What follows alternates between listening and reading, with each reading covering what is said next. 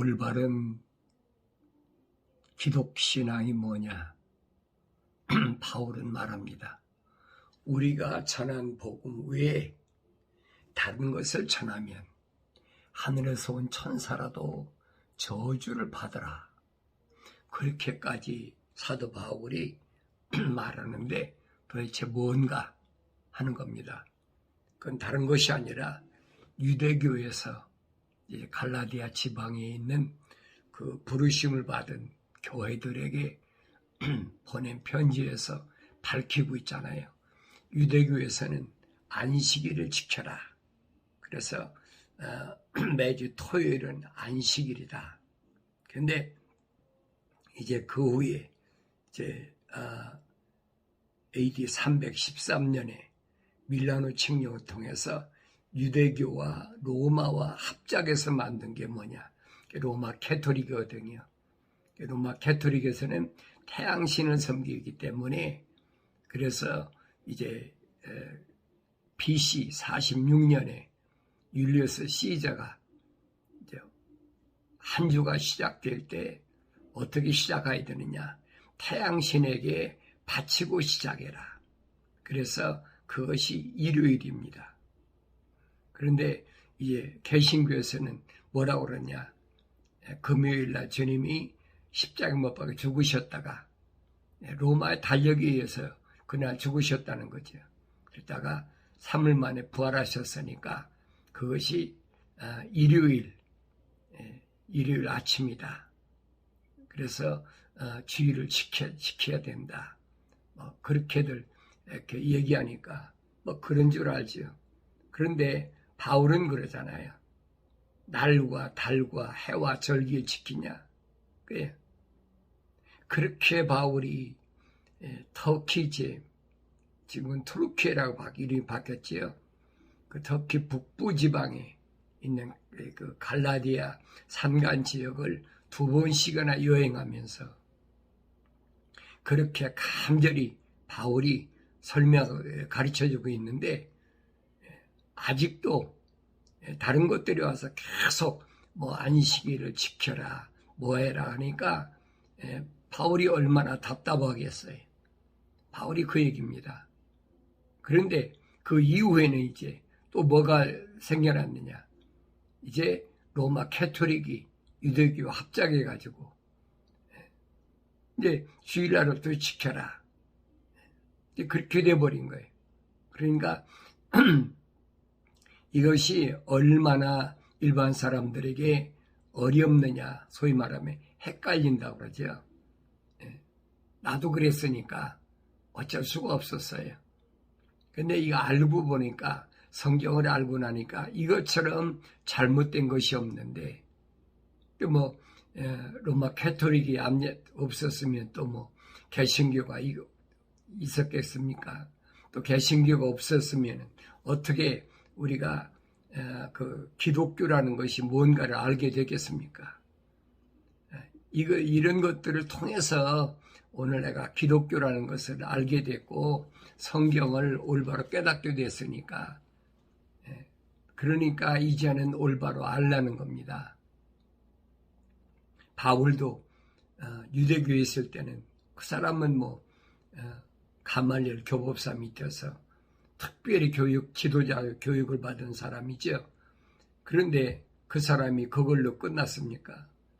바리새인 중에 바리새인이라 선생 중에 선생이라는 거예요. 앞이 창창한 유망한 그런 젊은 청년이었는데 그가 기독교를 그렇게 핍박하고 나니까, 다시 말하면 부르심을 받은 자들을 그렇게 핍박하고 나니까 시리아에 있는 다마스커스에 있는 유대인들에게 이제 복음을 전하려고 할 때 복음을 전하는 것이 아니라 그때 그 핍박하기 위해서 잡기 위해서 시리아로 다마스커스로 가는 길거리에서 부활하신 예수님을 만난 이런 사건이 사도행전에는 정확하게 사도행전 8장 9장에서부터 시작되지요. 그래서 바울이 어떻게 사울이어서 바울이 됐나 하는 겁니다. 어떻게 유대교에서 기독교로 개종이 돼서 그가 사도가 됐나 하는 부분을 성경만이 가르쳐주고 있어요. 개신교 신학에서는 그거 안 가르쳐줘요.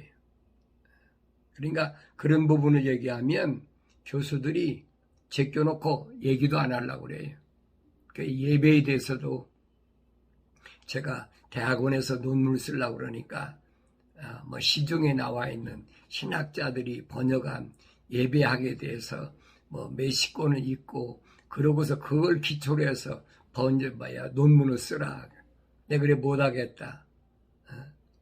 왜 그러냐면 예배라는 말은 worship이란 말인데 이 예배란 말은 하나님과의 만남이거든요. 그러면 성경적 만남과 오늘날 그 개신교에서 말하는 또 유대교에서 말하는 하나님과의 만남은 뭔가 이걸 우리가 그 올바로 깨달아야 되는데 그것을 성경적으로 논문을 찾아서 논문을 쓰겠다고 그러니까 대학원장이 반대하더라고요. 지도교수인데 얼마나 날 회유하는지 그게 아니라 안 목사 그 논문이라는 것은 뭐 이렇게 써야 되는 거고 이게 소위 지도교수니까 얼마나 몇 개월 동안 회유하다가 이게 포기해버렸어요. 현대교회의 예배의식하고 성경적 고찰을 논문을 쓰겠다는데 무슨 너무 시중에 나와 있는 예배학에 대해서 그걸 참고로 해서 논문을 써야 된다. 그것이 전통이다. 뭐 별소리를 다 하고 있는 거예요. 그러니까 내가 여러분들에게 말씀드린 그거예요. 여러분들이 올바른 신앙생활을 하려면 절대 신학교 가지 말아라. 개신교 신학 가면 절대 발목이 잡히는 거예요. 내가 그 수렁에 빠졌다가 미국 와서도 마찬가지. 복음주의 신학대학원, 보수주의 신학대학원 다 다녀봤어요. 이거 전부 엉터리들이에요. 똑같은 얘기야. 한국에서 신학교나 신학대학원에서 가르쳐내가 똑같아. 신학자들 얘기만 쫙 자기들 예를 들면 보수주의 신학자들 쭉 얘기해놓고 또 무슨 복음주의는 복음주의 신학자들이라고 자기들이 추앙하는 그 신학자들 얘기만 계속 떠들고 있는 거예요. 이게 성경하고는 상관이 없어요. 그러니까 바울이 그거예요. 우리가 전한 복음 위에 다른 복음을 전한다면 하늘에서 온 천사로다 저주를 받으라. 우리가 저주받을 짓 그대로 하고 있잖아요. 주일 안 지키면 무슨 천국 못 간다. 11주 안 하면 천국 뭐 한다. 죄 짓는 거다. 별의별 소리 다 하고 있잖아요. 성경하고는 정반대거든요. 이 바울이 말하는 이게 그 얘기예요. 하늘에서 온 천사라도 저주를 받으라는. 이게 저주받을 짓을 계속 하면서도 그걸 몰라. 왜 그러냐. 성경을 안 읽으니까. 성경을 읽어도 대충 그냥 지나가 버리고 목사가 얘기해 버리면 또 신부가 얘기해 버리면 그런 줄 알아요. 또 선교사가 얘기하면 얘네 개신교에서 파송한 사람들이니까. 그러니까 이런 것들을 통해서 일단 예수가 누군가의 증거가 되면 그때는 내가 말씀을 통해서 무엇이 올바른가 하는 것을 찾아야 된다는 거예요. 그래서 가장 중요한 것은 뭐가 중요하냐. 부활신앙은 나의 영혼을 지켜주는 가장 확실한 길이요. 주님이 약속하신 진리이고 영원한 생명이라는 사실을 잊어서는 안 됩니다. 그래서 주님이 말씀하신 선을 행한 자는 생명에 부활한다. 선을 행한 게 뭐냐? 선이란 말은 철학에서 말하는 선을 가리킨 게 아니에요. 선이란 말은 하나님의 약속을 믿고 하나님의 명령에 순종하는 것이 그게 선이에요. 그 다음에 악을 행하는 것은 뭐냐? 악을 행하는 것은 하나님의 약속을 믿지 못하고 하나님의 명령에 불순종하는 것이 그게 악이에요. 그러니까 선악 선악 나무에 나는 지식의 나무에 나는 것을 먹지 말라고 하나님이 하신 말씀을 잘 기억하셔야 돼요. 왜 그랬느냐? 철학에서 말하는 선과 악은 전혀 다르다 이 말이에요.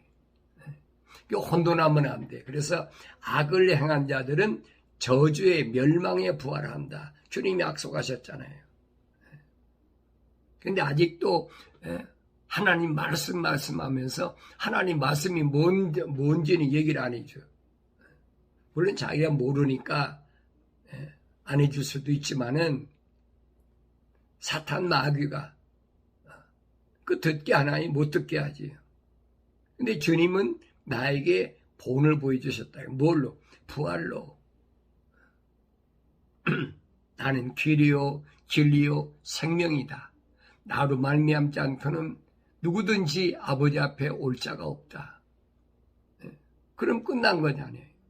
주님 가신 길을 가야 될 거 아니에요. 주님이 안식을 지키셨습니까? 안식일이 병 고쳤다고 예수님 갖다가 십자가에 못 박았는데 누가 유대인들이 하나님의 아버지라고 그런다고 불경죄로. 부활신앙은 주님이 약속하셨잖아요. 그래서 나는 내가 지키는 것이지 다른 사람이 나 지켜주는 게 아니에요. 다른 사람은 절대로 아무리 나를 낳아준 부모도 또 나하고 같이 피를 나눈 형제도 또 나하고 같이 한 집에 부부로 사는 아내나 남편이나 또 내가 난 자식이라도 내 인생은 사라질 수 없는 거예요. 또 나를 지키지 못하는 거예요. 그래서 사도 바울은 말합니다.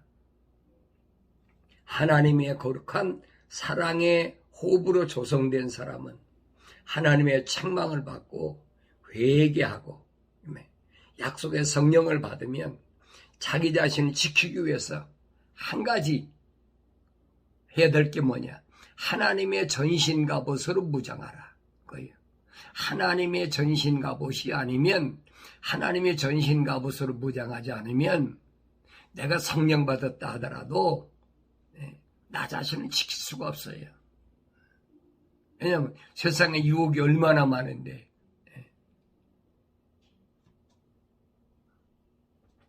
그러니까 예수님께서 열처녀의 비유를 말씀하시면서 그러잖아요.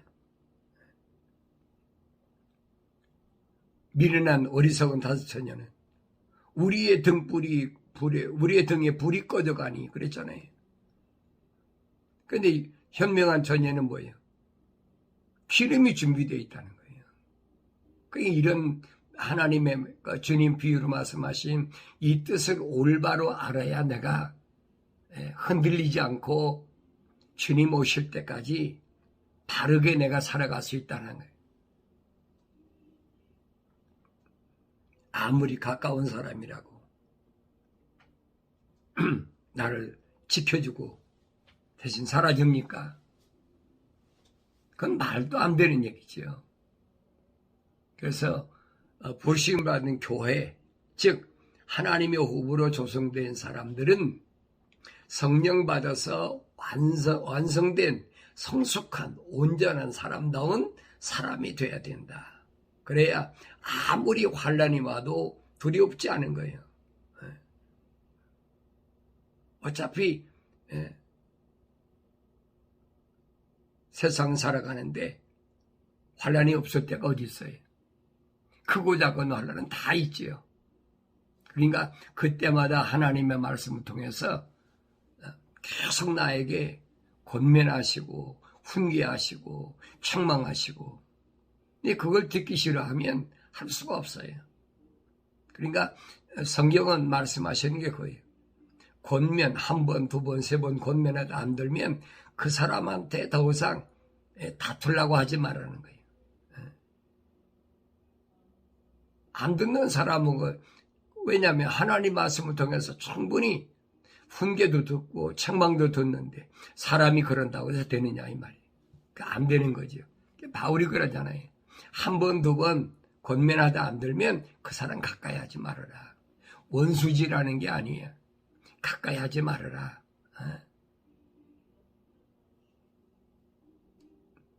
훈계를 사랑하는 자마다 지식을 사랑하나 그랬어요. 훈계를 사랑하는 사람은 지식을 사랑해. 무슨 지식? 참 하나님을 아는 지식, 그가 보내신 예수 그리스도를 아는 지식, 그걸 사랑해. 그러나 책망을 싫어하는 자는 짐승과 같으니라. 책망을 싫어해. 그 짐승과 같아. 그러니까 책망을 했을 때 안 들으면 그 짐승한테 책망해봐요. 악한 짐승한테 책망해봐요. 물리기밖에 더 합니까? 할 필요가 없다는 거예요. 그러면서 선한 사람은 주의 은총을 받으나 그랬어요. 하나님의 약속을 믿고 하나님의 명령에 순종하는 사람은 주의 은총을 받는다. 큰 사랑. 그러나 악을 꾀하는 사람은 그래서 악이 뭐라고 했어요? 하나님의 약속을 믿지 못하고 하나님 명령에 불순종하는 이런 사람은 주께서 정죄하시리라. 내가 정죄하는 게 아니에요. 주님이 하신 말씀이 그를 정죄해버려요. 그래서 의로운 자의 열매는 생명이 나무니 그랬지. 의로운 자, 하나님의 약속만 믿는 사람, 하나님의 명령에 순종하는 사람, 이런 사람이 열매는 생명의 나무라는 거예요. 그러나 생명의 나무니 혼들을 이겨오는 자는 현명하니라. 혼들을 이겨오는 자, 갖가지 모든 어려운 환경, 핍박과 환난과 이런 속에서도 하나님의 약속만 믿고 하나님의 명령에 순종하는 사람들은 현명한 사람이에요. 그래서 계시록 2장과 3장에 보면 이기는 자는 부르심을 받는 자는 반드시 세상에서 이겨야 됩니다. 그래야 내가 나를 지킬 수가 있어요. 보라, 의로운 자도 땅에서 보응을 받게 되리니 그랬어요. 의로운 자도 땅에서 보응을 받아요. 왜? 내가 의롭지 못했을 때 행한 것 때문에 그겁니다. 내가 하나님의 약속을 믿지 못하고 하나님의 명령에 순종하지 못했을 때에 행했던 것들, 이런 것들에 대한 분명히 땅에서 보응을 받아요. 내 말이 아니잖아요. 내가 세상을 떠나기 전에 반드시 보응을 받아. 그 보응을 받는 방법이 레위기에 보면 쫙 기록되어 있잖아요. 몇 배로 갚아라, 몇 배로 갚아라. 그거 다 갚아야 돼. 이 주님이 하신 말씀이 한 올이라도 갚지 않으면 너는 안 된다는 거예요. 그래서 주님이 하신 말씀이 그예요. 세상에 있는 동안에 세상 것들과 멍에를 같이 매지 말라는 거예요. 한 올이라도 갚지 않으면 안 된다는 거예요. 그러면서 악인과 죄인은 훨씬 더하리라.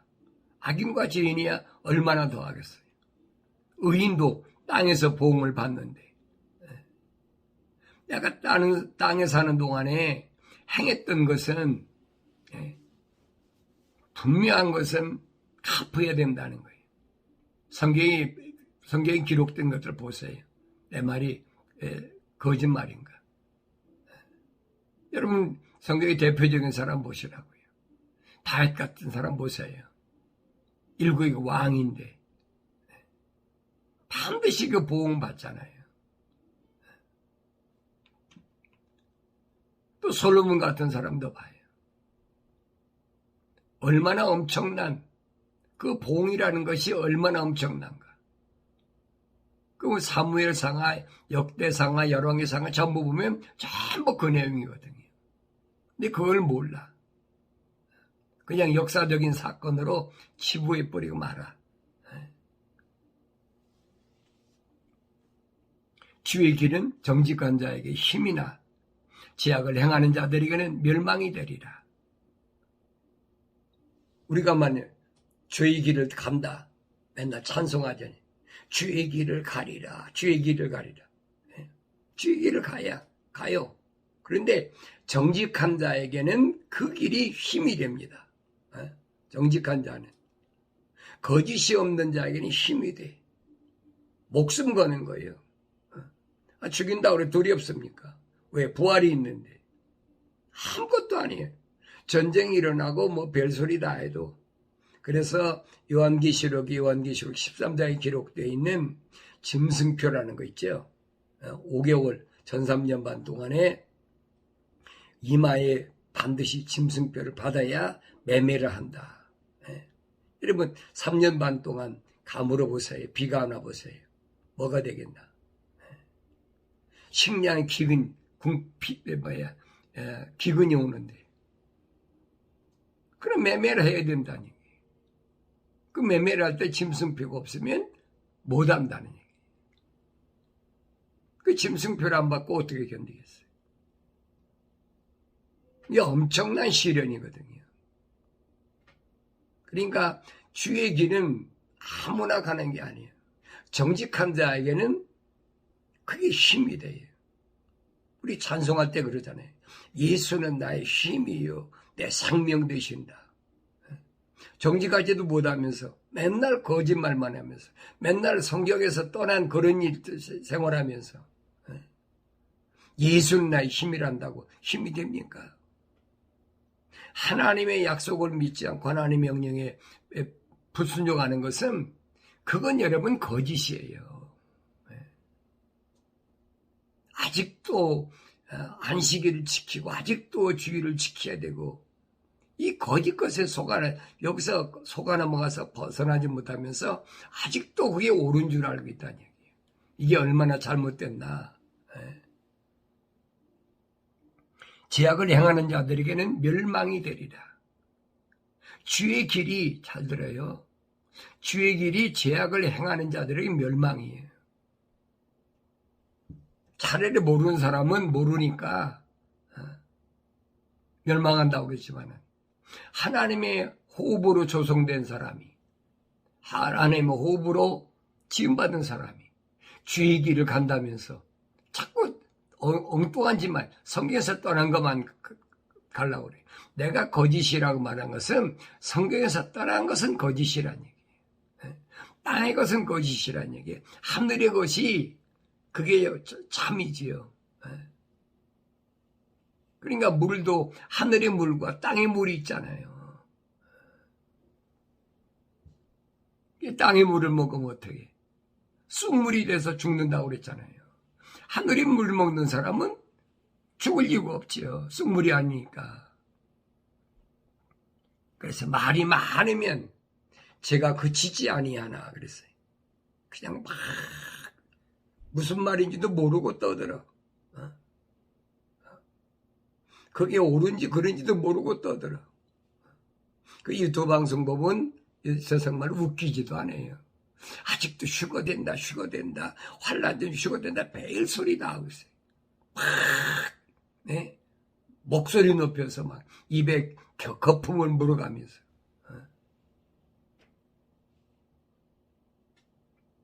말이 많으면 그게 죄가 그치지 아니한다. 올바른 말만 해야 되는데 거짓말하니까 말이 많아야 되지요. 자기 입술을 제어하는 자는 현명하니라. 야고보 사도가 얘기.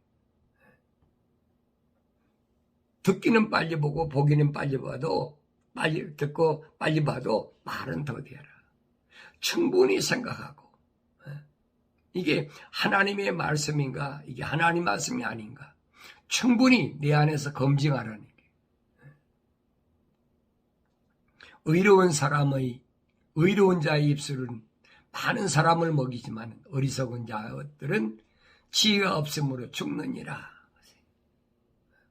하나님의 약속만 믿고 하나님 명령에 순종하는 이런 사람들의 입술은 그랬어요. 거기서 나오는 말씀은 구약의 선지자들의 또 하나님의 아들 예수 그리스도 그가 보내신 또 누굽니까? 120명 제자들. 이런 사람들 입술에서 나오는 말씀은 사람들을 생명으로 살리는 거죠. 성경의 소중함이 그거예요. 그러나 어리석은 자들은 지혜가 없으므로 죽는다. 그래서 저 하나님께서 루시퍼가 하나님 동산에서 반역했을 때 첫째 날 하나님이 하신 게 뭐냐? 창세기 1장 2절에 보면 그랬어요.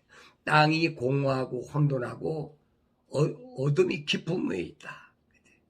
그러니까 하나님의 영이, 성령이 어디에? 수면에, 물 위에, 물의 천사들과 함께 있었어요. 그 물이 어디에? 하늘의 물이에요. 땅의 물이 아니에요. 그러니까 하나님께서 그 어둠 때문에 첫째 날에 하신 것이 뭐냐? 빛이 있으라. 빛을 하나님 창조하셨다. 그 빛이 뭐냐? 참빛인 예수 그리스도라 이 말이에요. 그러니까 우리는 예수님이 2000년 전에 육신 입고 오신 그 예수만 알고 있지, 하늘에 있을 때의 주의 모습이 어떤 모습이에요? 참빛이란 말이에요. 이건 여러분 해가 아니에요. 잘못하지 마세요. 해는 넷째 날에 이루어 성신을 하나님 창조하신 거고, 첫째 날에는 참빛이 있으라. 왜? 어둠이, 루시퍼가 하나님 반역했기 때문에 하나님의 아들을 창조하신 거예요. 근데 이거 모르잖아요. 왜? 성경을 자세히 안 읽으니 모르는 거예요. 그리고 하나님께서는 둘째 날에 하늘의 물, 하늘이 뭐예요? 하늘의 물이 생명수지요. 생명수가 어디에서? 하나님 동산에서 생명의 강으로, 생명수의 강으로 흐르는 거예요. 그게 하늘의 물이에요. 그 다음에 땅의 물이 있다. 땅의 물. 그러니까 하늘과 땅의 물이 있는데, 셋째 날에 땅의 물이 있고, 그리고 하나님께서는 땅의 물을 한 곳으로 모으게 하니까 묻이 드러난다. 이게 딱 그거 땅이라 이 말이에요. 그래서 그 땅에게 하나님 명령하신 게 겁니다. 각종 채소와 각종 과일나무와 이런 것들을 열매 맺는, 씨 맺는 채소, 열매 맺는 과일, 나무가 나게 하셨다. 그랬어요. 하나님 명령대로 이루어졌잖아요. 근데 우리는 채소를 먹으면서도 그 채소가 왜 그렇게 됐는지를 몰라. 세상 사람들은 성경을 안 읽으니까 모른다고 해요. 그렇지만 적어도 하나님의 사랑의 호흡이 들어온 사람이 하나님의 책망을 받고 회개하고 성령 받았다면 내가 먹는 채소가, 내가 먹는 과일이 이게 하나님의 명령대로 어떻게 이루어졌는지를 알아야 되죠. 그러면 내가 그 채소를 먹고 그 과일을 먹을 때 내가 부끄럽지 않은가? 자신을 돌아보야 될 거 아닙니까? 이 채소들과 이 과일들은 하나님의 명령에 순종했는데 나는 하나님의 모습과 형상을 닮은 사람이라고 그러면서 이 채소들, 이 과일만도 못한 그런 인생을 살아가는 거 아닌가? 그게 기도라 이 말이에요. 기도. 그거 깨달아야 되죠. 보고 깨닫지 못하면 할 수가 없어. 그 소경이나 마찬가지지요. 그래서 하나님이 빛이 있으라 하시니 빛이 됐다. 첫째 날에 빛 되신 주님이 시작된 거예요. 잠언서 8장에 보면은 주님 말씀하신 거 기록됐어요. 세상이 있기 전에, 세상에 만물이 창조되기 전에, 나무가 있기 전에, 강물이 있기 전에, 산이 있기 전에, 뭐가 있기 전에 내가 그분과 창조주 하나님 아버지와 항상 같이 있으면서 그분이 기쁨이 됐다는 거예요. 이게 바울이 그러잖아요. 예수 그리스도께서 창조하셨다. 왜? 하나님이 말씀으로 창조하셨다. 말씀이 육신이 되신 분이 예수 그리스도니까. 이게 분간이 안 되면 할 수가 없어요. 그러니까 성령의 은사가 뭐냐? 분별력이. 분별이, 영분별의 은사가 고린도전서 12장에 기록됐잖아요. 성령의 은사가 영을 분별해야 되는 게 분별이 안 돼. 그러니까 성령 받아서 어린아이 때는 모르지만은 적어도 몇십 년이 지나서 하나님 말씀을 읽었다면 이제는 장성해서 알아야 될 텐데 아직도 거기서 벗어나지 못하고 있어요. 사도 요한은 말합니다. 만물이 그에 의해 지음받았으며 이미 지음받은 것 가운데 그가 없이 지어진 것이 아무것도 없더라 그랬어요. 그분 안에 생명이 있었으니 그 생명은 사람들의 빛이라. 그 빛이 어둠 속에 비춰도 어둠은 그것을 깨닫지 못하더라. 어둠이 어떻게 빛을 깨달아요? 비추면 어둠이 물러가 버려야 되는데 세상으로 들어오는 모든 사람에게 비치는 참빛이 있었으니 그랬죠? 세상에 들어오는 모든 사람이 참빛이 있었어요. 먼저 예수 그리스도가 계셨다는 얘기예요. 아담이 있기 전부터 세상으로 들어온 것은 아담이 첫 번째 아담이지만은 주님께서 마지막 아담으로 오셨잖아요. 그러나 하나님의 집에서는 예수 그리스도가 먼저 참빛이 계셨어요. 그러니까 아담은 하나님의 동산에 데려다 놓은 사람이고 예수님은 내 아버지 집에는 그러잖아요. 아버지 집에는 거할 것이 많도다. 그러잖아요. 아담은 여러분 하나님의 동산에 에덴이 아니에요 여러분. 하나님의 동산에 데려다 놓은 사람이에요. 이걸 혼돈하지 말란 말이에요. 그래서 성경을 자세히 퍼즐을 맞춰서 안 읽으면 혼돈하고 이게 이해가 안 돼요. 그래서 내가 말씀드린 게 창세기 1장 1절부터 창세기 3장 마지막 절까지를 온전히 깨닫는 사람은 말이에요. 성경 전체를 깨닫지요. 요한계시록 금방 깨달을 수 있어요. 주님 말씀하셨잖아요. 나는 처음과 나중이라. 나는 알파와 오메가라. 시작과 끝이라. 근데 이 말이 무슨 말인가 모르고 있다는 얘기. 지금 오래됐으면 바울이 히브리서에 그러잖아요. 내가 지금쯤은 선생이 되어야 됐을 텐데 아직도 어린아이가 있었기 때문에 내가 이 멜기세덱에 대해서 너에게 깊이 말할 수가 없다는 거예요. 하나님께서 그 빛을 보시니 그것이 좋았더라. 하나님께서 그 빛을 어둠과 나누시더라 그랬어요.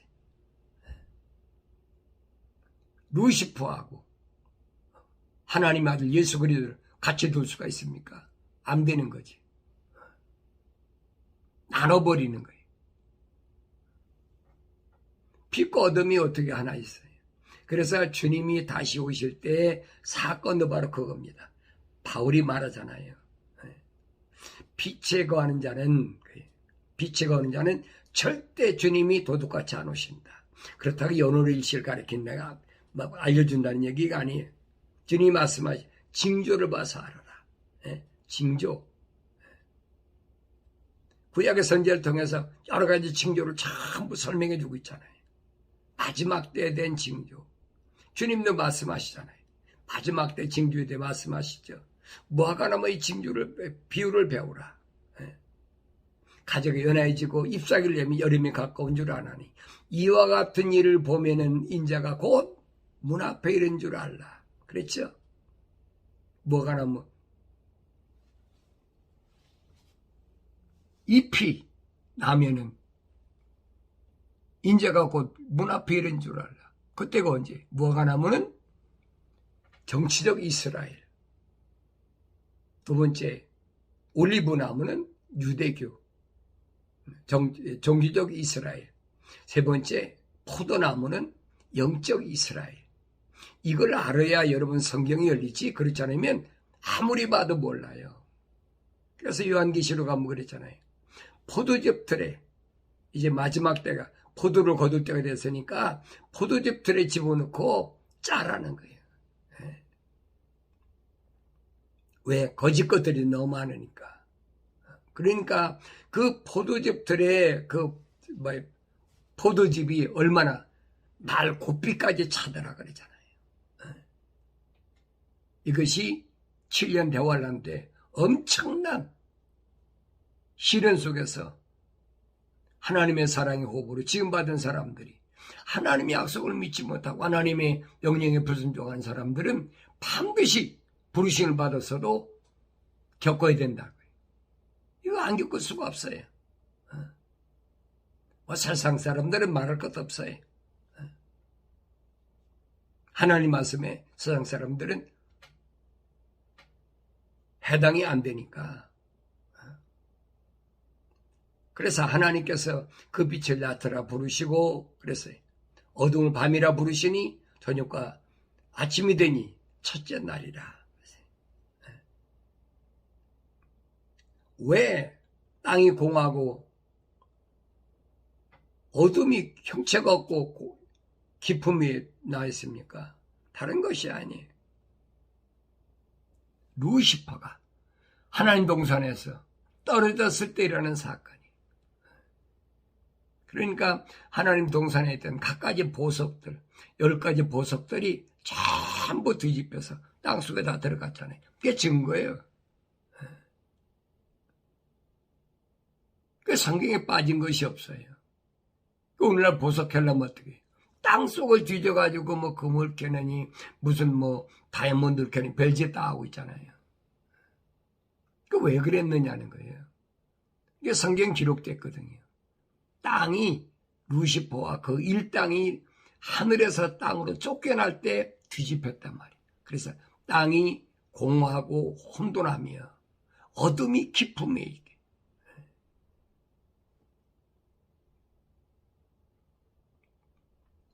루시퍼가 하나님을 찬양해야 되는데 하나님을 찬송하고, 루시퍼가 처음에 완벽하게 아름답게 지혜롭게 그렇게 창조돼서 기름 부어 나가지고 하나님 동산에서 계속 찬양할 때는, 그게 얼마나 오랫동안 기가 걸렸나 모르지만은 성경은 그랬어요. 내가 완벽하게 창조돼 가지고 내 죄악이 발견될 때까지 그랬어요. 그 기간이. 그건 우리 인간이 머리로 숫자로 계산이 안 돼. 몇억 광년, 몇 천억 광년, 그게 할 수가 없어. 왜? 거긴 시간이 없는 무한대니까. 지금 인간들이 타락하고 세상에 나왔으니까, 시간을 계산하고, 빛의 속도가 어떻다, 소리의 속도가 어떻다 그러죠. 여러분, 태양 빛의 속도가 1초에 30만 마일 간다 그래. 그러면 지구를 7바퀴 반 돈다. 그런데 참빛이신 주님이 생각해 보세요. 우주에 계신다고 그래도 그 깨닫지 못합니까? 수백억 광년 인간의 생각으로는 그렇지만은 하나님이 창조하신 세계를 올바로 알면 그건 아무것도 아니에요. 이게 주님이 하신 말씀인 거예요. 지구가 둥글더라도 내가 세상에 올 때는 어떤 동네는 잠을 자고, 어떤 동네는 일을 하고, 어떤 동네는 밥을 먹고, 지구가 둥글다는 거죠. 이미 구약에서 선지자들 통해서 지구가 둥글다고 다 설명했어요. 근데 어리석은 자들이 역사적으로 누가 지구가 둥글다고 그랬다. 얼마나 어리석어요. 그래서 그랬어요. 이자가 땅은 떨게 하고 왕국들을 진동시켰다 했잖아요. 자, 우리는 하나님 말씀을 올바로 잘 알아야 됩니다. 근데 아직도 교회가 부르심을 받은 자들이 휴거된다. 환난 전에 휴거된다. 하늘로 올라간다. 성경에 보니까 이리 올라오너라 그랬다가 올라갈 때 올라간다. 그게 삭박한 거짓말하고 있어요. 그 예수님과 하신 길이 아니지요. 주님은 십자가 못 박아 죽으시고 반드시 인간의 몸을 입고 오셨으니까 부활하셔서 그리고 40일 동안 제자들에게 무한 증거로 가르치시고 그리고 승천하셨잖아요. 그리고 아버지 집에 갔어요. 근데 나는 죽지도 않고 휴거된다고? 이런 거짓말로, 우리말로 입술에 침이나 발로 거짓말해요. 성경을 안 읽는 사람들은 그게 통해요. 성경을 모르니까. 그리고 옛날에 그 세대주의자들이 우리나라에 기독교라는 개신교가 들어올 때 세대주의자들이 들어온 겁니다. 그게. 그러니까 우리나라 개신교가 들어올 때는 이미 개신교가 로마 캐토릭하고 짝짝꿍해서 만났을 때예요. 합작됐을 때예요. 왜냐하면 1928년도에 합쳐졌으니까. 그러니까 그 소유 세대주의자들이 와가지고 계속 우리나라 같은 경우는 그렇잖아요. 일본 사람들에게 거의 40년 동안 압박받았고 그 다음 6.25 사변에 그 처참한 어려운 시기를 겪었으니까 또 앞으로 환란이 오면 이거보다 더 한다. 이거보다 더 어려운 환란이 온다면 얼마나 힘들겠어요. 그러니까 씨가 먹혀 들어가는 거예요. 환란 전에 휴거된다. 요즘 뭐 사방에 전쟁이 일어나니까 전쟁의 그 피폐한 모습을 보니까 또 환란이라는 것이 얼마나 어려운가. 그래 계속 거짓말하고 있잖아요. 이제는 여러분들이 하나님 말씀 읽고 책망을 받고 회개해서 성령 받았다면 이런 데 속지 말고 무엇이 진리인가? 진리 가운데서 참된 자유함을 얻는 주님의 아름다운 교회들로서의 복된 삶이 이루어지길 바랍니다.